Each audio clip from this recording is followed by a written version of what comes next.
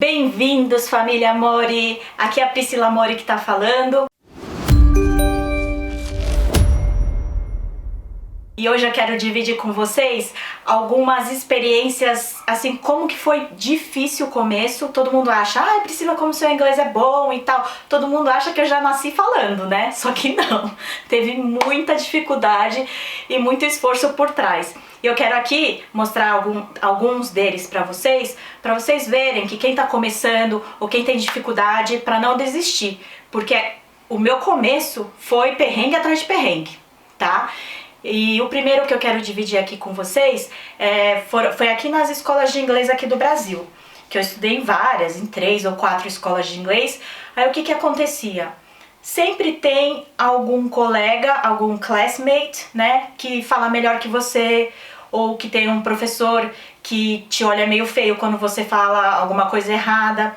E aí isso foi me retraindo e me deixando insegura, tá? Hoje eu percebo isso, na época eu não percebia, lógico, mas assim, a minha insegurança e o medo da opinião dos outros me deixava assim mais retraída. O que é errado, né, gente? Se a gente tá numa escola de inglês, a gente tem que falar. Lógico, em qualquer lugar, em qualquer circunstância, se você vai jogar um esporte, vai ter gente melhor que você, vão ter outros começando. Então assim, não tenham medo. Você tá lá na escola de inglês, é para aprender. Você tem um professor de inglês, é para aprender. Não tenham vergonha, porque quanto mais vergonha você tiver, mais devagar o seu processo de aprendizagem vai ser. Pelo menos foi assim comigo, por isso que eu tô compartilhando isso com vocês. Aí, a minha segunda parte, que foi bem desafiador, foram 4 situações, mas essa segunda foi na escola de inglês lá na Austrália. Então eu fui lá, fiz o teste, estava no nível intermediário, porém eu era ainda muito tímida, imagina, primeira vez que eu viajei sozinha, nunca tinha conhecido pessoas de outros países, assim, sem estar com a família, então era muita coisa envolvida, muitas emoções. E aí, o que aconteceu? A gente acha que a gente pode se apoiar em brasileiro, em pessoas, né, da mesma nacionalidade. Só que, gente, a minha experiência, tá? Eu conheci uma francesa que no fim, ela que me destravou. Ela falava francês, eu às vezes misturava um português com inglês e a gente se comunicava, a gente ria, a gente se entendia. Por outro lado, tinha uma brasileira na minha sala de aula que eu não sei porquê, eu achava que ela era minha amiga e aí ela veio falar assim, Priscila, seu inglês é muito, não ruim, mas as pessoas têm muita dificuldade de entender porque seu sotaque brasileiro, seu Brazilian accent, é muito forte. Gente, fiquei muito chateada. Nossa, foi assim pra mim... Sabe quando parece que você não vai conseguir? Que tudo é difícil demais, que você não consegue destravar, que você não consegue evoluir. E assim, é normal. Por quê? Aí depois de um tempo, eu fui pedindo ajuda para os professores. Professor, como que faz para eu diminuir meu Brazilian accent? Ou conhecia gente australiana, falava assim, você consegue me entender? Me ajuda a tirar esse sotaque brasileiro?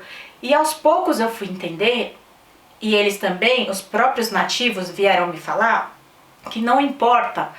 Lógico que é, assim, um sotaque muito forte, as pessoas não conseguem te entender muito, não conseguem te entender realmente.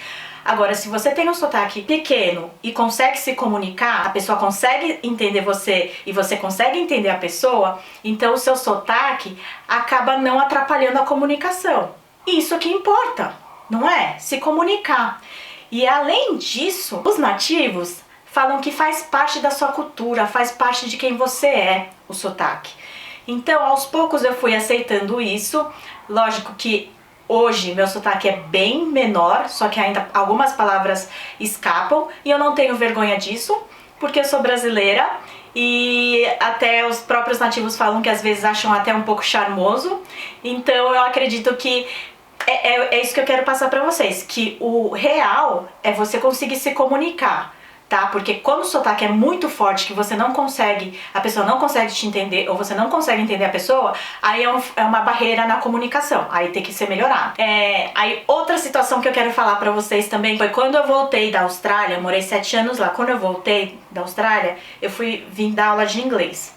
E aí, eu não tinha ainda o certificado CELTA, e não tinha tirado não tinha feito nenhum curso até então oficial, tipo do Cambridge, para ser professora. Eu dava aula, os alunos gostavam da minha aula, eram satisfeitos e tal.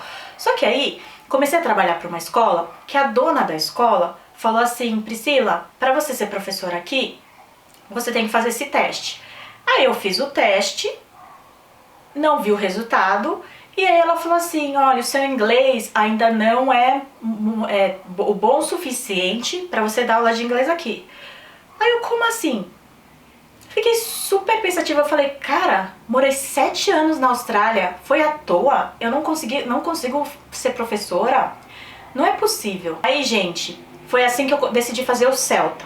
O CELTA é do Cambridge e certifica que você tem um inglês fluente, avançado, proficiente e que você tem a metodologia correta para dar aula de inglês. E aí no final, uma fofoca, a gossip, eu acabei achando o meu teste na gaveta lá da escola e o meu resultado foi melhor que de um professor nativo, tá? Porque assim, os nativos, eles falam a língua que aprenderam desde criança, né? A língua mãe, igual a gente aprende português. Porém, não são todos que têm a didática, que têm a gramática correta. Então, alguns nativos ainda têm alguma dificuldade de ensinar inglês. Que nem eu pergunto pra você.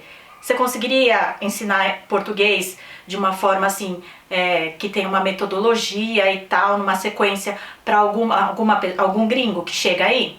Eu não consigo. Vou falar que português não é muito meu forte.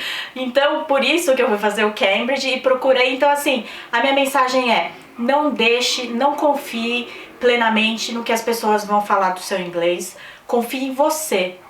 Tenha o foco e acredite em você, porque você consegue. Se eu conseguir, você também vai conseguir.